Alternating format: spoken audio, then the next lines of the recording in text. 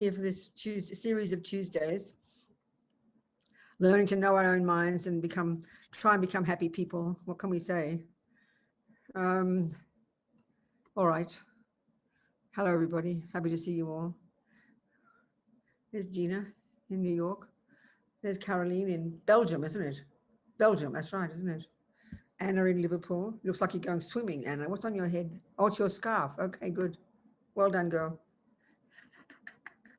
I thought it looked like goggles or something.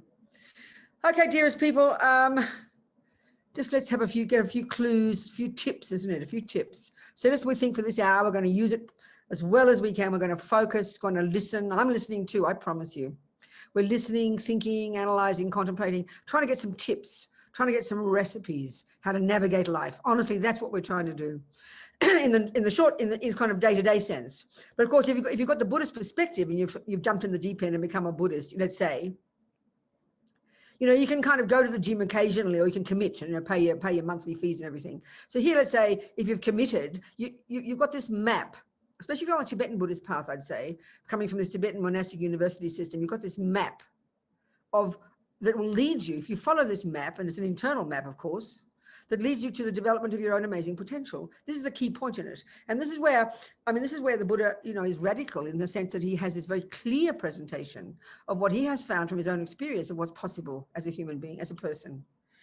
So we're going to listen to all this and see if we like the idea of this map and we follow the map. And this is the thing, so we're thinking we're going to do this for this 1 hour. So and why are we going to do it? What's our motivation? So we can develop our own amazing potential. And why is that? Because then we'll be connected to others.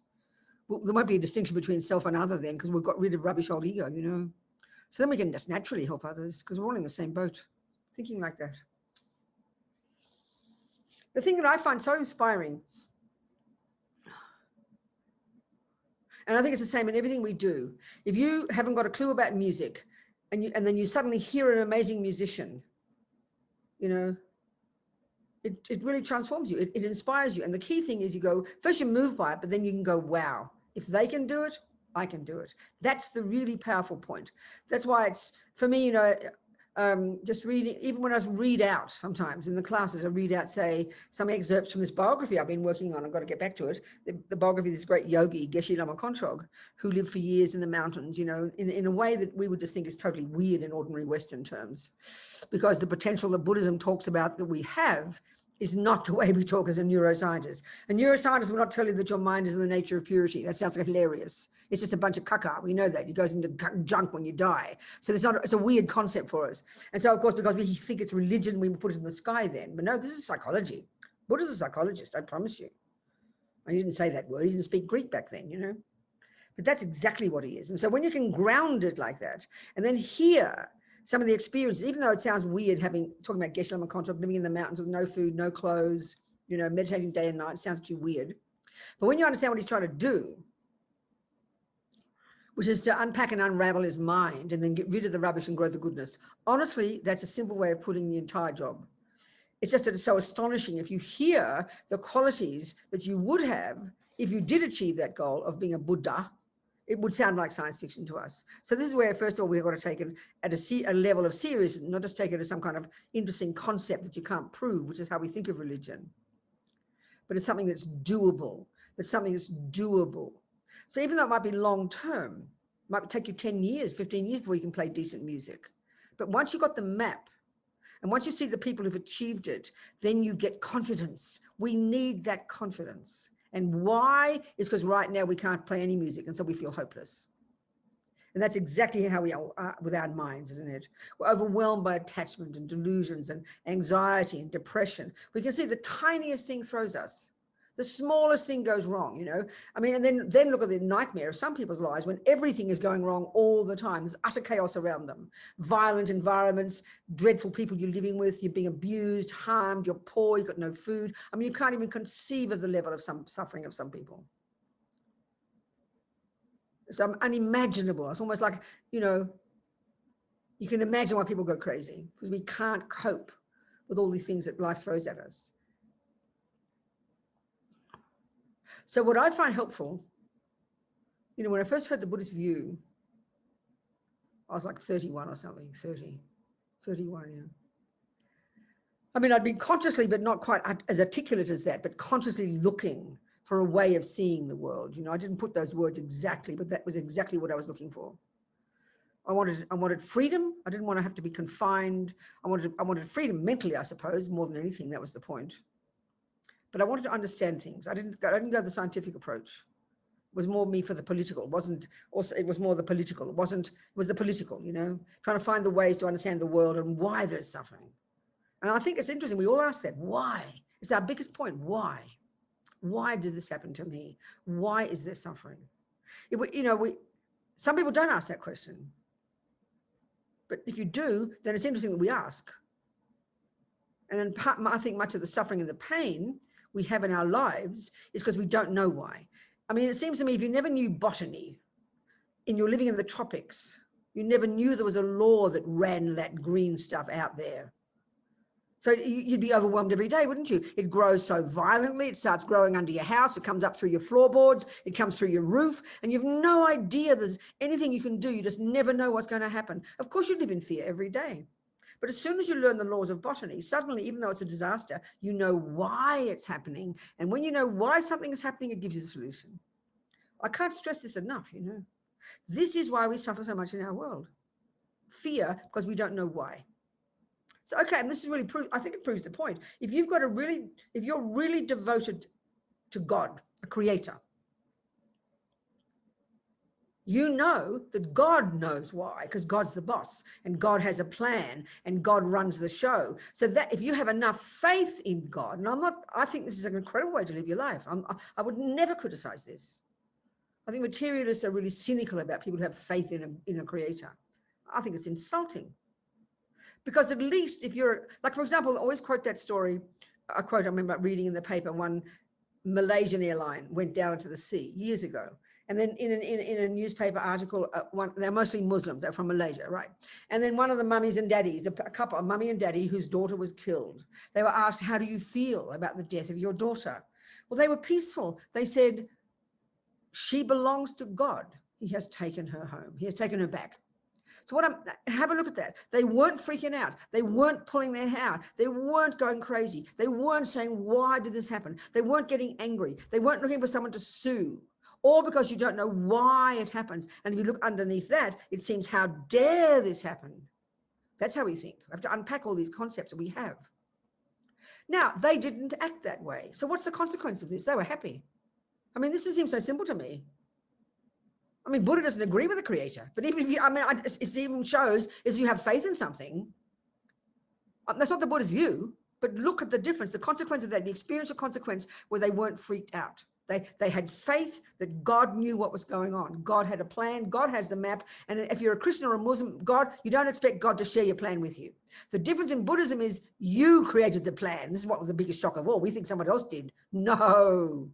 We have created our own reality. We create our own suffering. We create our own happiness. And all Buddha's done is identify that map of how to do that. It's a radical difference.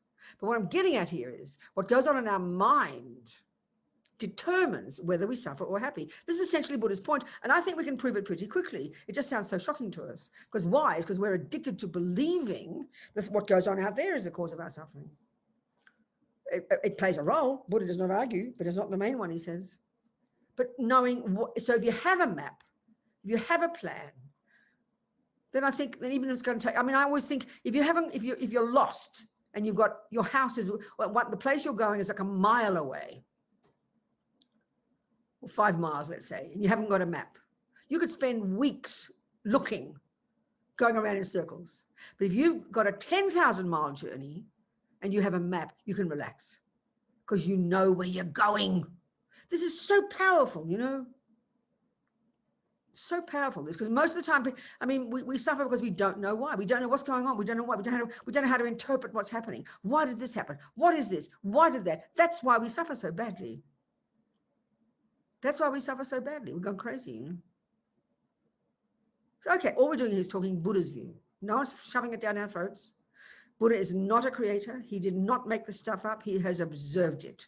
And just like Einstein, I always quote that scientist in New Zealand years ago who said, who revealed the teachings to the Buddha? Of course, he laughed, and everybody shocked and laughed when I said, would you ask Einstein who revealed the teachings about relativity to him. Of course, we know nobody did. We know he used his own intelligence, his own noggin.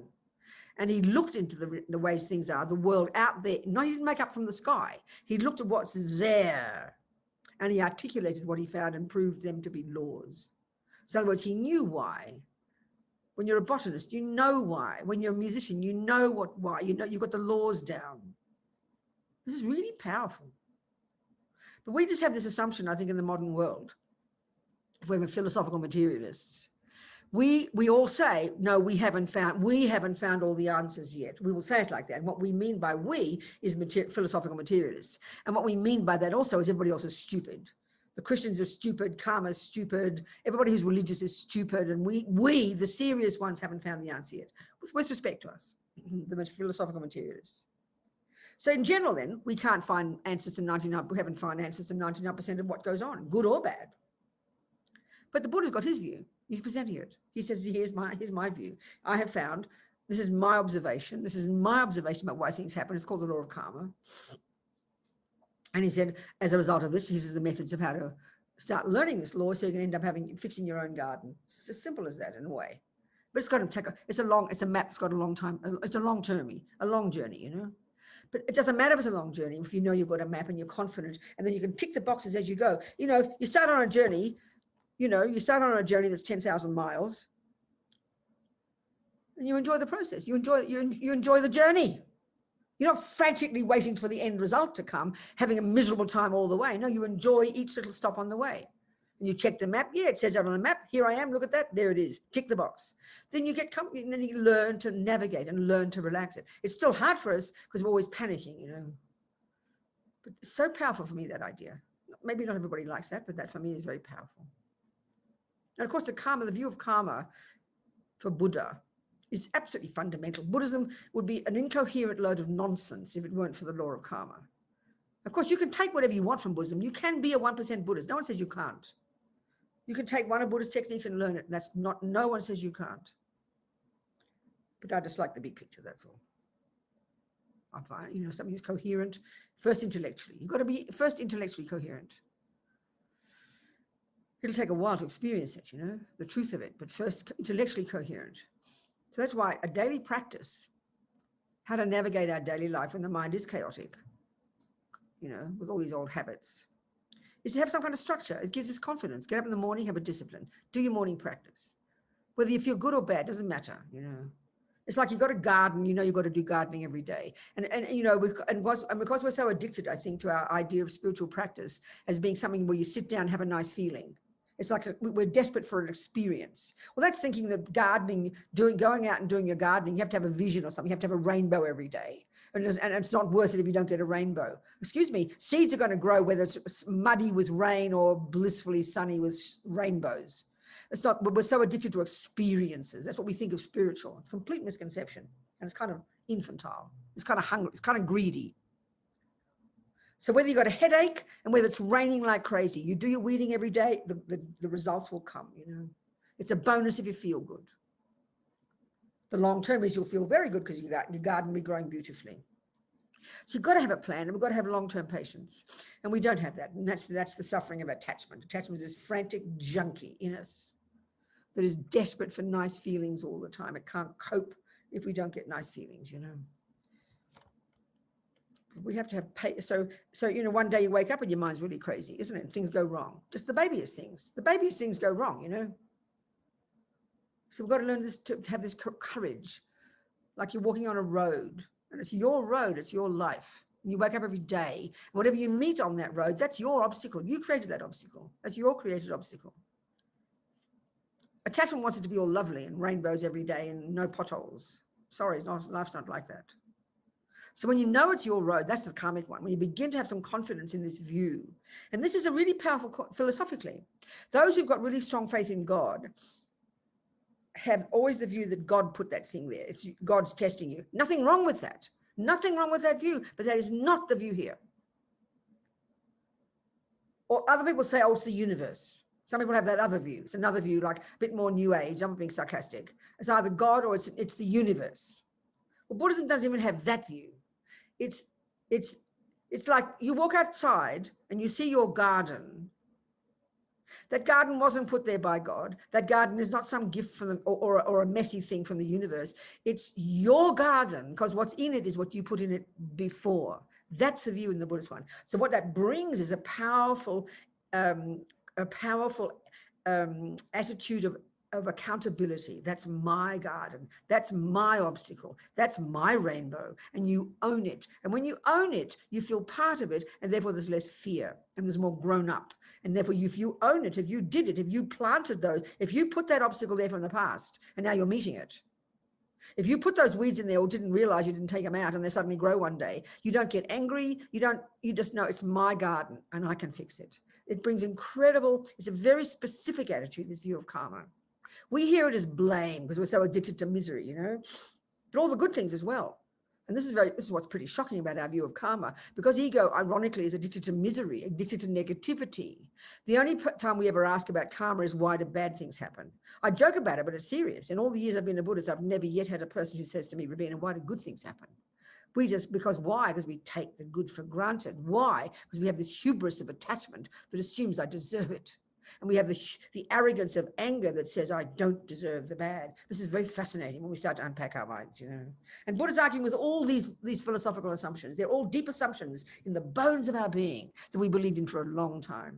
So we have to sort of gradually unpack and unravel these these knotted nonsense in our mind, for a long, long time. So owning what's in front of you. Wake up in the morning, whatever it is, the ugly husband, the lovely children, the bad weather, you got cancer, whatever it might be. Of course, it's enormously hard. It's hard it's hard because we've got the opposite view. We don't even have the view. We don't even have the view of the creator. At least you've got a view there. We just think we don't know why it's happening and it's not fair. That's why we panic. But nothing's not fair or fair. There's no such concept. If you have you don't go look in the weeds. How dare there be weeds in my garden? How unfair it is. You don't say that. It's your garden, baby. So you own it. This is the point about karma. You own it and you get courageous. And that lessens neurosis. That lessens self-pity. It lessens fear because there's a law. Okay, we're not clairvoyant yet. We will be one day. We can be. It's all there. Tracked. It's all mapped out in the path. It's all mapped out. Single point of concentration. When you've got that, which this technique, this ingenious Indians invented well before the Buddha, but still living a bright, living, extant technique in Buddhism right today. People looking like you and me achieving it and have achieved it. We've had it in many lives, Buddha says. We've accessed this subtle level of our mind. We've seen the past. We've seen the future. We can see our own minds. We can see the minds of others. This is natural in Buddhist psychology, not some mystical nonsense. So, we don't see things now. So we have confidence first in the theories. I can't, again, stress this enough. You can't just, unless you're really special, the Buddhist view would put it this way, unless you've done it in the past lives, you can't just go to the piano at the age of 3 and play Mozart. Some can. And there's one little blonde Russian angel, a blonde angel. He can also be a black angel, but he's a blonde angel. This little Russian boy I watch on YouTube. Can't think of his name now. He's about 9. It just blows your mind, I've got a composer friend in Guatemala. And I just played him some of his music, and he did not recognize it was a 6-year-old playing, So if it's like that, we just go in the West, wow, it's amazing. Nobody knows why. Yeah, he's just done it before, baby. That's karma. You've done it before. So well that you can jump on the piano and play Mozart almost, and he thinks music day and night. He's just beyond astonishing, But at the same time, you're going to have little children who are little psychopaths. We don't like to hear that in the West. That's because they've done that before. We come into this life programmed. And this is the point about so interesting.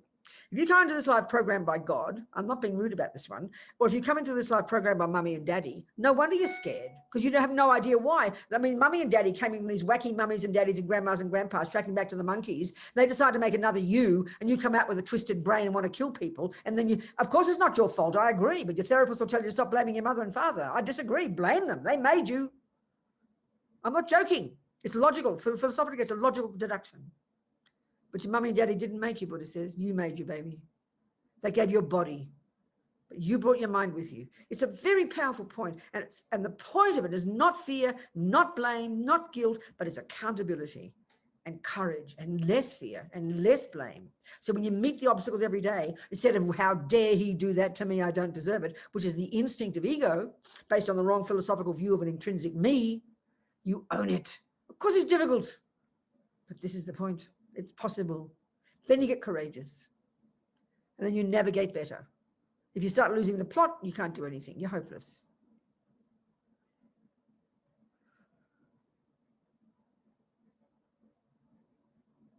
So slowly. And it's up to us. I mean, I'm not forcing Buddhism down your throat. Of course I can't. What I'm saying is what I've found from these years of trying to put my money where my mouth is, trying to apply it and trying to put it in words that we comprehend, And then having courage every day, every single day, every day. Just get up, deal with the obstacles, delight in the good things, go to bed with a happy mind, wake up next day and do the job every day until one day you stop, one day you die, and then you're all ready for it and you say goodbye, see you next life. And you keep moving on your spiritual path. Long term, on this long-term map, So of course this is a philosophical view. Believe me, I do not talk to any one of my 6 sisters and 1 brother like this. They all think Buddhism is ridiculous. I mean, sort of, we never talk about it. We never discuss it. I mean, once or twice, I think. They might have asked me what I think. It doesn't matter. We get along. We talk about the things we do agree with. We have fun. We all agree on the Sydney Swans football team is the best one. So we love it, but talking about football. We all got so much in common. But we have got this really strong agreement. We don't talk about things we don't agree on. So we have a wonderful time. So I would never say any of these words to my sisters. Of course I wouldn't. I'm saying to you people because, you're still here. You didn't slam the phone down.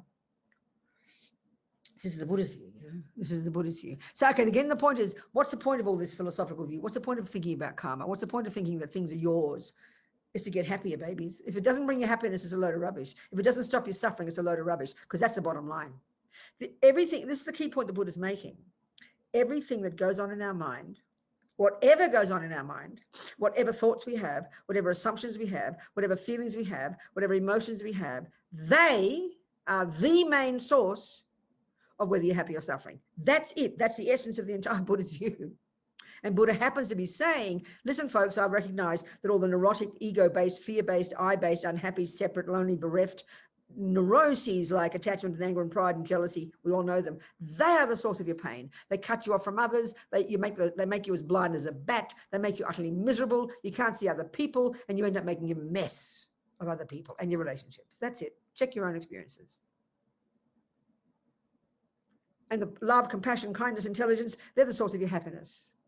That's exactly the essence, the heart of what Buddha is saying from here to Buddhahood. That's it. He's just saying that these delusions are very deep, that's all. Very, very, very, very layered and deep and ancient. That's the bottom line. So the bottom line, if you go to the gym, no matter how much pain you have, the bottom line is success. You can say you're successful if you're working on the muscles and helping them get stronger, no matter how much the pain is. The pain isn't the criterion of success or failure, because you never go to the gym if pain was the criterion of failure. So it's very painful practicing because you've got to change these inner muscles. We're changing the mental muscles. It's hard to give up anger and be patient. It's hard to give up attachment and be loving and spacious. It's immensely, tremendously hard. But if we're on the right track, we understand the methods, we know what detachment is, we know what love is, we know what compassion is, we know what anger is. We have to know those. Buddha's got his own very specific analysis. Don't just put your analysis there. And if you're working on, if you're doing it properly, if you've got proper musical theory, proper botany theory, proper cooking theory, you'll get the result. Same here. So then you're prepared to struggle through the hours and hours of practice because you know you're on the right track. It takes courage, it takes enthusiasm, it takes effort. There's no question. You can't cut past that. And slowly even you learn to rejoice in the effort, This is a hard job. Being our own therapist is a hard job, But it's possible. It's doable. It's doable, and that should give us confidence. And that's why I said every now and again to read the stories of people who've done the job. It gives you incredible confidence, incredible courage. And it gives so much enthusiasm. If they can do it, I can do it too. So we need mentors. I love that word mentor. I looked up the definition for the first time. An experienced and trusted advisor. It's a perfect definition for what they say in Sanskrit is the word guru, or what they say in Tibetan is the word lama. An experienced and trusted advisor. We all need one of them, babies. And by looking at them, they give us courage. If he can do it, I can do it too. So what do you think, you people? Ask me some questions now. Anything you like, whatever you want. Excuse me, a drink. Any old question? Venerable Robina, this is Trish. Hello, Trish. Hi. Could you How are you? talk a little bit more about what you call the single point of concentration? Yes, sweetheart, I can, Trish, absolutely. It's this technique, you know, the word meditation, we all know that word really well. And in Buddhism, there's really two modes of meditation. There are thousands of techniques.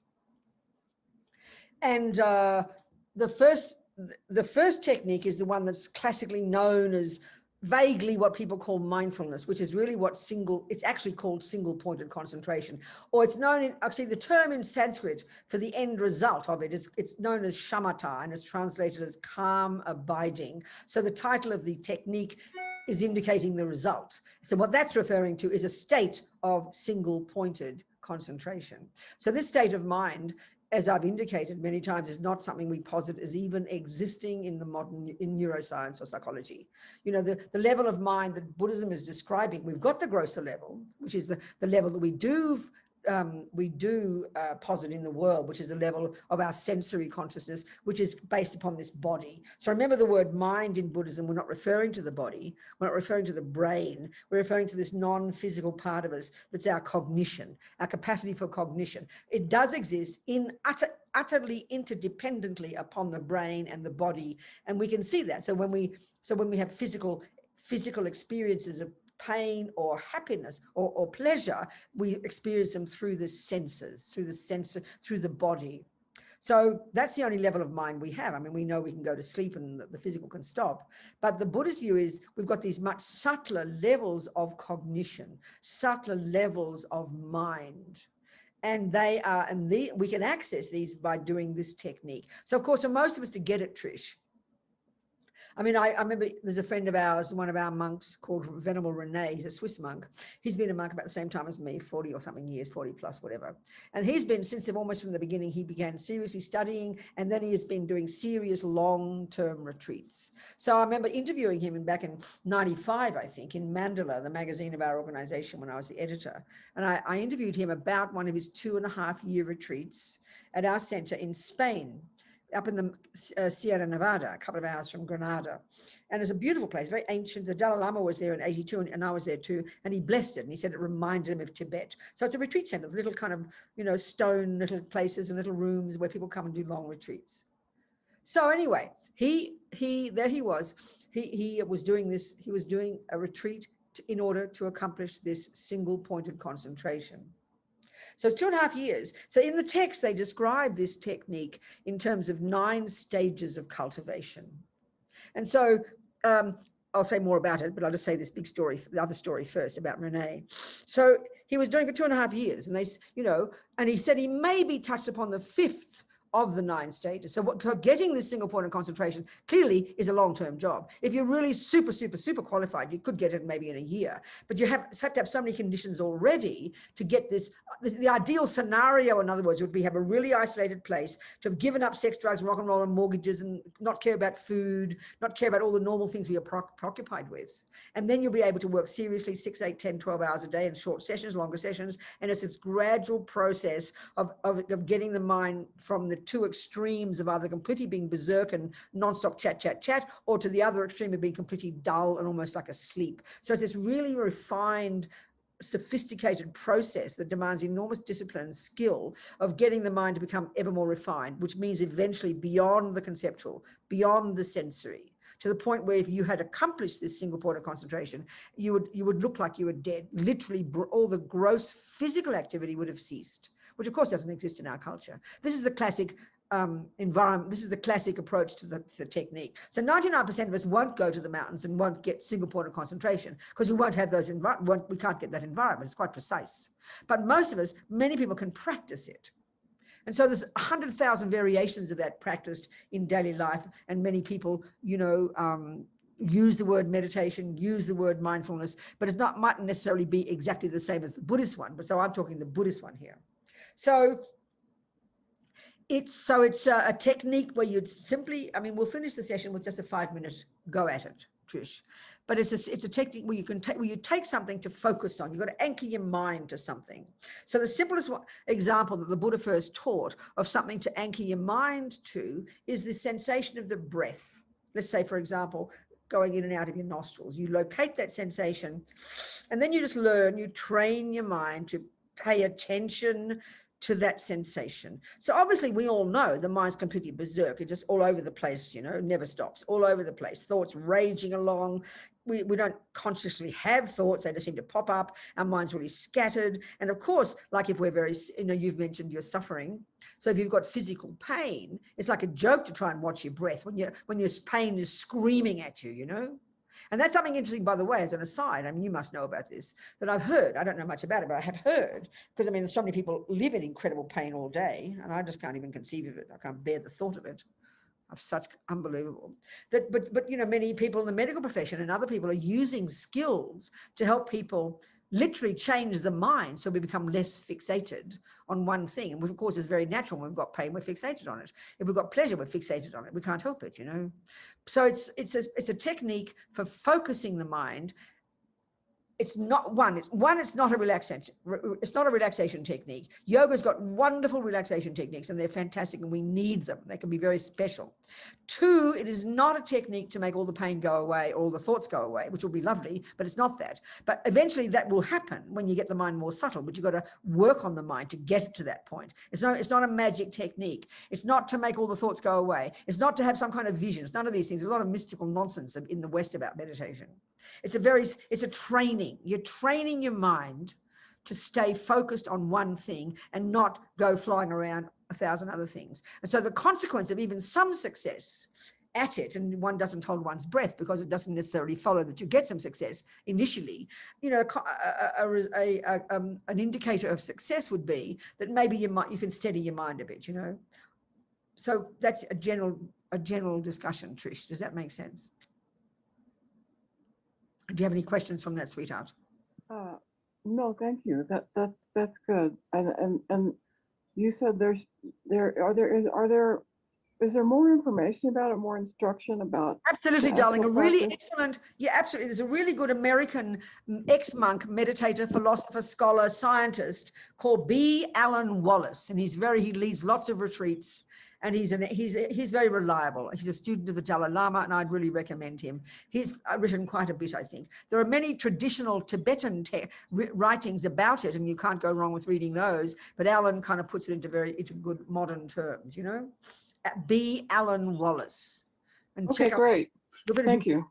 All right, but look, and in general, though, any commentaries on the achievement of single-pointed concentration? I mean, there's some excellent, many existing from the very traditional, correct sources, the Tibetan sources. But there's also a lot of rubbish published, Trish, that don't base themselves on the valid sources. So really check. And if you want to email me and ask me about it, I'm more than happy. You can ask me to check up on some sources if you'd like to do that. So you get my email address, which is my full name, Robina Courtin, at Mac. I might have mentioned this before. Mac, like the computer.com. If you'd like to do that, Trish, you don't have to. No, thank you. I will. Thank you. Robina Courtin at Mac.com. Just you let me know what you find, and I can see if I can help some more for you. Okay, darling? Okay. Thank you. Thanks, sweetheart. Anybody else? What else? And Trish, there must be really good courses. I know Trish, Venerable Renee, I think he does his own. I think he's got, he's invited by our centers to teach on Zoom, but I think he does his own thing. I don't know what it is. Anybody know? Mary, do you know what Venerable Renee's class is? I think it's a Monday at 9 a.m. Pacific time, I think. I'm not sure. But why don't you check up? He does his own thing. I think he's got classes and he teaches. So you might enjoy him. I certainly recommend him as a really valid source. I don't know if he's published anything, but he's a really valid source you can trust. And he's a very holy, humble, wonderful person. Venerable Renee, R-E-N-E, Fuzzy, F-E-U-S-I. He's got something on Zoom somewhere. I recommend him highly. Okay, what else, people, sweethearts? Anybody else? Something else to ask, tell me, ask about, argue with, complain about, anything you like. Nothing. But also, Trish, I highly recommend, Trish, you get Lama Yeshe's book. there's a type of meditation that's sort of said to be more advanced, but it's really delicious. I mean, you'll love this. It's going to make you very excited and very happy. By Lama Yeshe, one of our lamas, my first lamas, and the lama of our organization. It's called Mahamudra. I edited it. And it's called Mahamudra, How to Discover Our True Nature. It's really encouraging and very delicious. Mahamudra. That'll make you so excited, Trish. You'll really enjoy it. Mahamudra, Mahamudra, How to Discover Our True Nature by Lama Yeshe. It's Okay, wonderful. I'll look for it. Thank you. Really, that'll inspire you, okay? That'll inspire you, darling. We need inspiration, Trish. Yes, thank you. Yes, okay. What else, people? Anything else? Nothing else, you people. Come on. What, nothing? Folks, you can just unmute and before I have a question, Venerable Robina. Who is it? Who's talking? Oh, it's Beth. Can you Beth. find me? Hello, Beth. Yes, Beth, I can Hello. see you, sweetheart. So I have a Talk to me. question. The other day with the workshop, and exactly what you're saying today, the word responsibility, I basically want to ask you if I'm understanding this right. If I really think about the ability to respond, is that almost like instead of seeing things coming from you, you're understanding things are coming from you and not at you? Is that like your ability to respond in a more wise way? That's exactly right, Beth. Yes, exactly. In other words, putting it simply, we all know, you know, the experience of being, and it sounds cruel to say victim, but it's like that we're walking through life and every bad thing that happens, we have a panic attack. How dare that happen? I don't deserve it. Why is that happening to me? And it's understandable. We're all like this, but the Buddha's got this analysis of why we respond this way. It's because we have the view that we didn't ask to get born. We have the view that nothing's our fault. We have the view that someone else made me. And of course, you just grow up like a victim. Everything's a shock to us. Whereas if you have the view of karma, then you know that you've brought your own stuff with you, and you look at that experience, you see it's like you look in your garden, you see the weeds, you own the weeds instead of having a panic attack. Who put weeds in my garden? Oh, there are the weeds again. I mustn't pull them out. What can I do about this? So the person comes along is mean to you on the road. Okay, there's my anger coming back at me. This kind of attitude. So it makes you braver and more steady in the face of the dramas. Yes. Takes time, but yes, you get me. Yes. Good. So the ability part, like there's the freedom part, is the ability. Is that correct? What do you mean by that? I hear the words and I like it, but say more clearly what you mean. So the ability to respond rather than looking at everything as coming from me. Oh, exactly. Go on. That the freedom part is the ability. Well, that takes time. I mean, you can know the theory about how to play piano, but be a complete disaster. You haven't done it yet because you haven't practiced enough. So you got to keep practicing. Then the ability is definitely there. Yes, of course it is. It doesn't happen immediately. It's a process. Are we communicating? Yes, it almost just seems so simple that It is, Beth. It's just that it takes some time. It is simple at any given moment. Yeah, no, it is simple. The theory and the practice are simple. The difficulty is we think it should happen overnight, so we have a panic attack. It just takes time. But it is true, it is simple, and it's explainable. We all know that when we call it science. When you can break something down to the components of the law and you do it very precisely, the result will come, but not overnight. But we have this panic and want it to happen immediately, so we have a panic attack. It is simple, but it's difficult. In other words, it's not difficult because it's not difficult because it's not difficult because it's not simple. Oh, I'm now confused.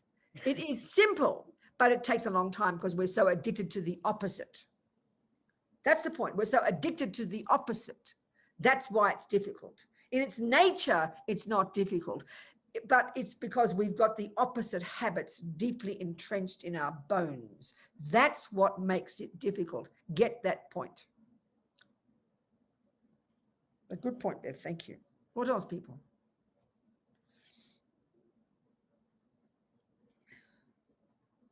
Nothing. Come on.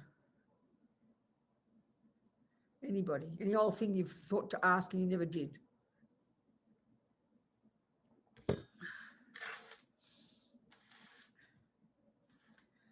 No? Okay. What to say? All right. Well, let's go to more detail then about karma. Why not?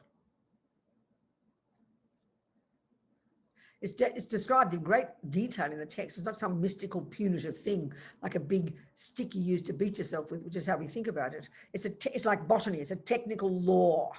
It's technical, highly technical. Clever people called botanists have observed the workings of growing things and articulated the laws. That's the crucial point. They haven't created botany. Hear this point. A botanist doesn't create botany. There's no such concept. It's a natural law. They just used their noggin and articulated the law, articulated what they've seen, and then presented it, codified it as laws. That's exactly what science is, and I swear to you, that is exactly the Buddha. Exactly. So, the law of karma, he says, is the law that runs the universe. No one runs it. There's no such concept in Buddhism of a creator. There's no such concept. He disagrees with it. There's a point at which he diverged from the Hindus. So even though they have the view of karma, all those Indian views still posit a very subtle kind of essential energy. They either call in here, called the Atman or the soul, or out there called the creator, the source. Buddha is a subtle, fine point, you know, and there's masses of discussions and teachings on it. And that's where Buddha diverged from his own experiential findings. He disagrees with that. So he says we have mind, consciousness. It's beginningless and endless. It doesn't need creating. And every millisecond of what we think and do and say brings fruits. It's like sow seeds and brings fruits. It's like in a garden. Whatever you put into a garden will ripen as one thing or another. It's just the nature of things. So whatever we put into our mind and then act out upon the basis, on the basis of our body, and on the basis of which we use our body and speech to do things, that entire process is the process of creating karma, doing actions. And we sow seeds, trillions every day.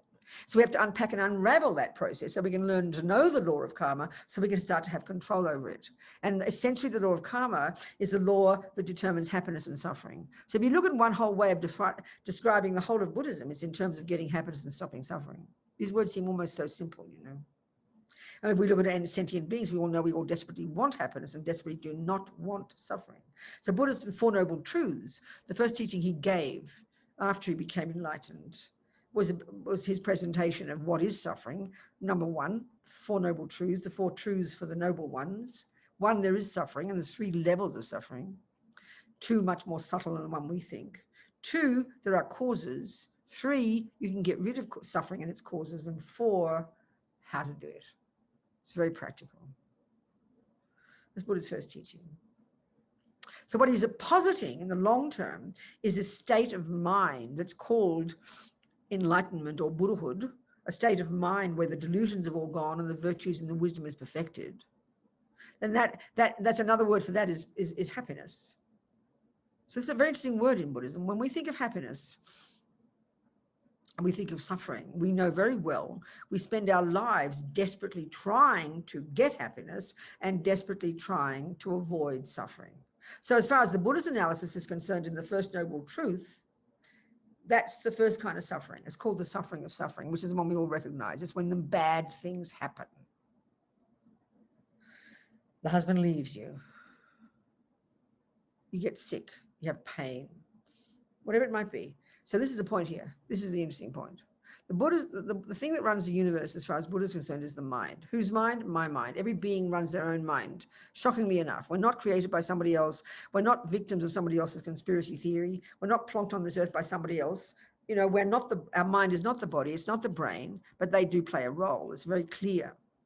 In the Vajrayana model, which is very fascinating, the more advanced teachings in Buddhism, there's this description of the intimate relationship between internal and external energies. The Tibetan medical system is based on this. You know, that we've got mind, which is not physical, and then we've got the physical body. And the subtle level, we've got these subtle physical energies, subtle physical channels, a bit like the Chinese system, the Ayurvedic system. And then our mind courses through all these channels along with the wind energies. So the mind, so okay, happiness and suffering. It's so interesting that when we think of happiness and suffering, we're so addicted to the outside world being not only the causes of happiness and suffering, but we actually conflate them. We actually think that delicious meal is the happiness. We think that horrible boyfriend who punches you in the nose is the suffering. When you think of, I say, tell me you're suffering, you're in tears, and you'll describe your boyfriend. Tell me about your happiness. You'll describe the meal. This is because we really believe not only is the meal the cause of my happiness, which we know is a feeling, but even it's almost like the happiness itself. So we're so addicted to the outside. The Buddha's view is the word happiness is another word for pleasant feeling. Clearly there's a spectrum from the mildest pleasant feeling to the most intense bliss, rapture, ecstasy, you name it. They're called pleasant feelings, and they are necessarily a function of mind. A feeling is mental. No way is it physical. Not possible. It doesn't come from a cake. But we so think it does. That's the tragedy, this dualistic view we have. We're fixated on the outside. We're fixated on the body, which in these terms is the external. So the mind, we've got mental consciousness and we have sensory. Mental consciousness is all our thoughts and feelings and emotions. Sensory is the eye consciousness, ear consciousness, tactile consciousness, nose consciousness. There are 5 of them, aren't there? The consciousness part is the not physical. The body and the mind work intimately together. That's very clear. But finally, the Buddhist view is it's the mind. So finally, we can change the mind. We can transform the mind. We can radically reconfigure the mind. We can be in complete control of our experiences. But of course, it's advanced. So pleasant feelings is a mental state. It's mental. So in other words, the cake then is merely the catalyst. The physical pain, which is the physical body, is the catalyst for the mental state of unpleasant feeling. So this is the point the Buddha is making. We're really advanced. We've got cut through all the nonsense. We have complete control over our mind. And if we have developed such compassion, for example, on the Bodhisattva path, you've got such amazing compassion for the suffering of sentient beings, which is if you're a Bodhisattva. You've gone beyond ego. You've realized the true nature of reality. You've gone beyond nonsense. You've gone beyond delusions. This is a possibility. And you've done the wisdom wing and the compassion wing. You've worked on your own mind to such a degree that you completely harness the energy of attachment and ego grasping and fears and dramas. This is what's possible, Buddha says. And you've developed this amazing compassion. So I'll always never forget one Lama, as he said, certain level of bodhisattva, a certain level of a bodhisattva, amazing, like a saint, basically. He said, for that person, the action of cutting off his hand and feeding it to a starving animal is as inconsequential as a leaf falling off a tree. I mean, that's too insane, right? But that just shows the point the Buddha is making, that the mind finally is everything. It's insane to think it right now. And for us, it's not that way. We can't pretend, because we are so addicted to the body and we are so addicted to external circumstances as being the cause of our suffering and even being the suffering. So we're not in control of the process, but this is advanced. So what that means is that man, the woman, whoever that bodhisattva was, who sees that animal starving, and they're clearly not a butcher shop around the corner, they're not stupid, they'll go and buy a pound of meat instead. For that person, the compassion is so amazing in their mind, if you can imagine this. The compassion is so tremendous. And there's no longer a sense of a separate I. They've gone beyond ego, gone beyond attachment, gone beyond aversion. They've still got a body. They still have a nervous system. They're not stupid. They know there's an experience happening. But because the compassion is so tremendous, what the physical feeling would be so nothing in comparison to the intensity of the compassion, that action would be, like a leaf, as inconsequential as a leaf falling off a tree. I'll never forget it. That's a possibility. So that's telling us what we're capable of. We can't leap there, obviously. You can't suddenly play Bach overnight. You've got to go there, get there, work there. So same here. And again, re-emphasizing the power of our mind. So if that tells us what we can do at that level, we can start somewhere and begin to know. As the Buddha says, if we can change something, Please change it. Like my friend in prison, the woman I always mention, Sunny, on death row. She's out now, on death row, accused of killing 2 policemen, completely innocent. Husband was executed. His head burst into flames at the execution. Her children got taken away. Her parents died in a car accident. You can't conceive of the nightmare of this suffering.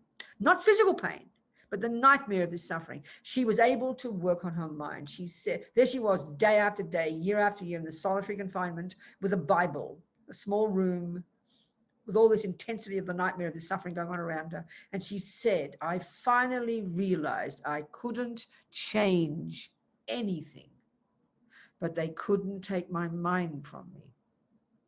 She told me, I knew I had a choice. This is like utterly miraculous. This is the source of sanity. So whether it's the annoying red lights, or you're being on death row when you're innocent, or slight headache, to the most intense suffering you can't imagine. I mean, no one says it's easy, but to know it's possible gives us a doorway into it, that we have the power in our mind, one step at a time. Don't ever think it means you can do it overnight. If you're living in such incredible suffering, I can't even imagine it, the pain. I mean, I get a headache and I'm full of self-pity, but I know the pill will work. But if you've got such pain when nothing works, this is like the nightmare of Sunny being in this little cell on her own, but I knew I had the choice. This is so tremendous, so admirable, so extraordinary. And all it's doing is pointing out what Buddha articulates. This is the entirety of Buddha's path is based upon these series of assumptions, So it's pretty tasty. Any questions from all that? I started off with some point. Yes, Mary, but I've got yes, there's one question in the chat. It's from Marissa, and she's at work, and so she can't turn her camera on. Okay. So I'll read her question. Good, darling. Good morning, Venerable Robina. I am in the midst of attempting to care for my aging and ailing parents from across the country during a pandemic, and it's been quite challenging. Do you have any thoughts on how to keep balanced focus on helping them, quelling my fears of the inevitable, and caring for myself? Of course, darling. Well, this is the point about caring for ourselves. It's very interesting. We've got the 2 wings of the bird, very well, the wisdom wing and the compassion wing. So the job here, the main job for you is the compassion wing, to take care of your darling mummy and daddy. This is your main job. You've got to have this focus. That's your main job. So everything you do has to help you do that job well at this moment in time. You haven't got the luxury of thinking only of yourself now, which is good if we can. So you've got to know that's the main job. So one obstacle is your fears. This is because none of us ever confronts impermanence. Whereas we're even just starting to think, Marissa, that death is the most natural thing in the universe. We know the words, but we have to keep practicing it. And that now, and I highly recommend you get, first point, I highly recommend you get Lama Zopa's book. This is the most important piece of advice I can give you. I in fact edited it, so I know it well, but it's got everything in it. It's got everything you need to have in that, Marissa. So you please get that book. It's called How to Face Death Without Fear. You can get a digital copy or from Wisdom Publications or wherever you like, How to Face Death Without Fear. It's an entire handbook, and it'll tell you how to think, what to do, and how to navigate this to help your loved ones, because this is the most precious time. As Lama Zopa says, if you want to help anybody in their life, when they need you most is at the time of death. Why? Because of course the Buddhist view is because that's the time when they transition from this life to the next. So everything you do for them has to help them learn to become peaceful and virtuous, so you can help them navigate this process. So your fear, as we know, will not make it worse, but that's okay. You read this book, I highly recommend. It'll give everything you need, sweetheart. So in terms of helping yourself, well, this is the classic Buddhist approach. Helping yourself would mean including having a nice sleep and a massage and a weep. Do that. But the real way to help yourself, Marissa, is work on your mind. Do your practice every day. Let go of attachment and fears and anger and jealousy. That's the consequence of practice. Do your own disciplined practice. Even if it's 5 minutes, do something every day to keep yourself anchored. And you do your purification at the end of the day, even 5 minutes. That's what I'd recommend to be highly, besides a sleep and a massage. But the focus at the moment is them. So everything in your past. So that book, you can't find anything better, I promise you. How to face death without fear. How to face death without fear. If you'd like to ask me more questions, sweetheart, you do that. Venerable. And the one more point, Marissa. This is the key thing for all of us. Remember every day, this will happen to me. Okay? Then it becomes real. This is going to be you, Marissa. This is preparation for your death, baby. So you get ready. Yes, go on. Who's talking to me? Yes, Hannah, talk to me, sweetheart. I have a question about like severe mental diagnosis, like hallucinations due to PTSD or schizophrenia.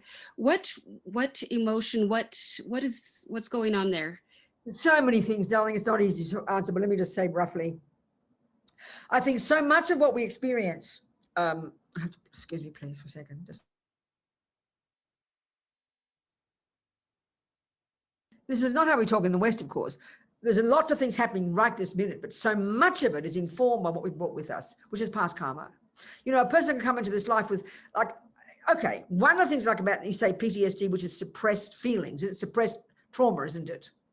Would you agree with that? And so often, because we've suppressed, okay, that's this life, forget about karma. But if we've, even since children, because when bad things happen, using the Buddhist analysis, you've got attachment and aversion. Sounds cute, but it's profound. So attachment is the junky inners that only wants the nice things. So the second, when we're a little girl or older, whatever, depending on our mind, the second an unnice thing happened, if you're an angry type person, which is me, I'd punch out. You understand? But some people suppress because it's unbearable. So you push it away, but it can't be taken. It can never leave. It's always there. It can't just disappear into smoke. So that's what it comes up later. So hallucinations just means you get a flash of it because it's in your mind. One of the key things they say in Buddhism, there's nothing we've ever experienced that isn't stored in our mind. Everything is stored there as a memory. So if you try to push it away, it's going to make it difficult. It's like pushing against a big weight. You can't do it. So that's a practical thing.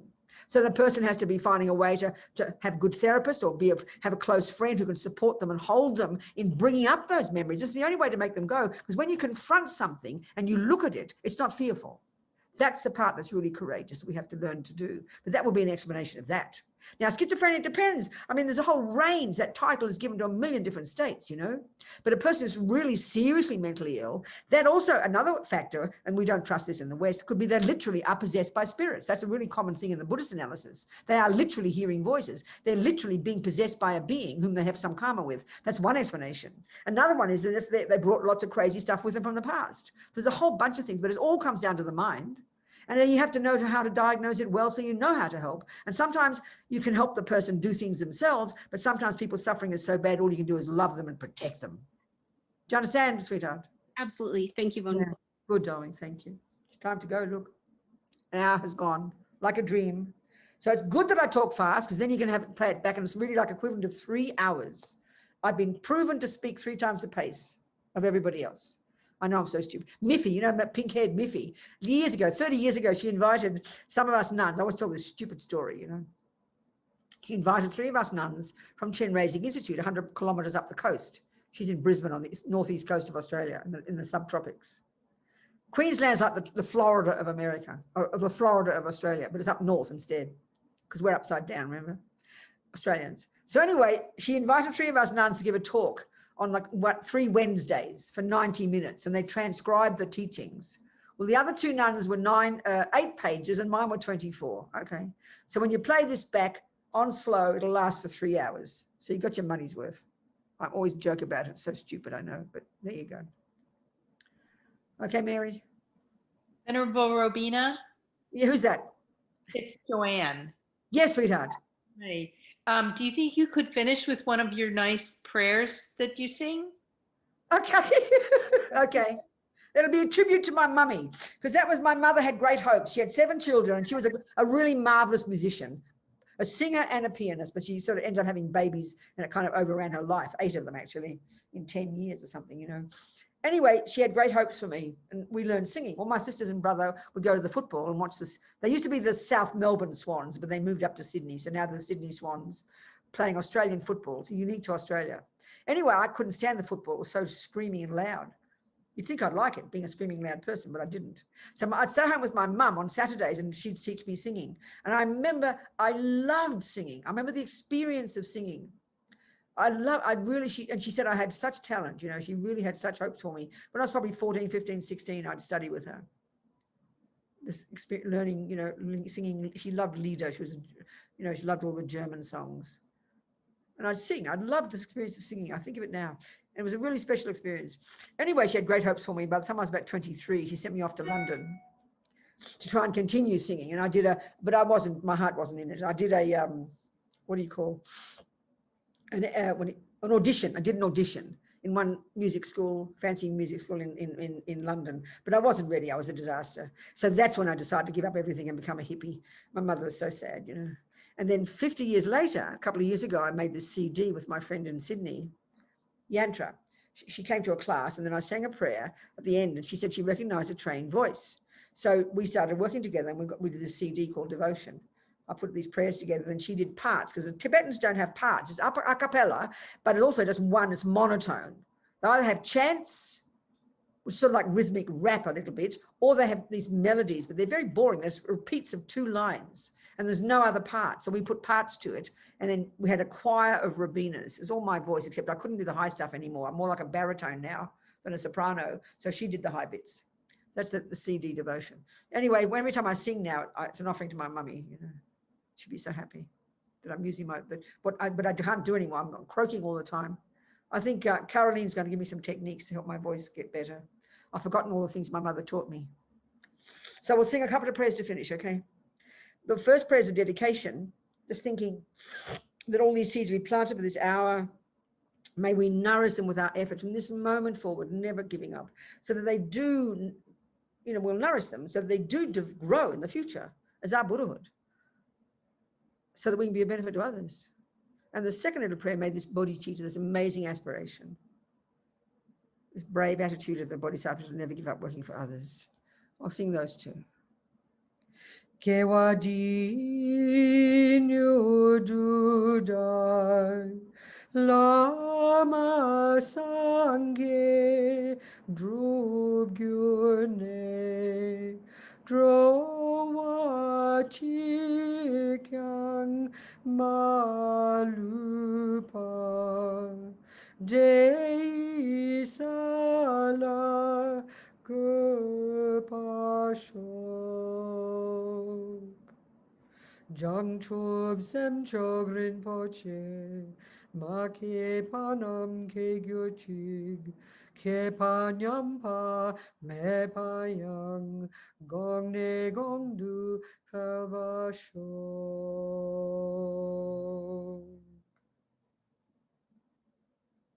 All right. Thank you, precious one. Never give up, people. Please never give up. No matter how bad it gets, no matter how crazy you think you are, no matter how mad things happen to you, no matter what happens, no matter how much pain, don't give up. I swear. That's the one. Much love, everybody. Thank you so much, Mary. Thank you.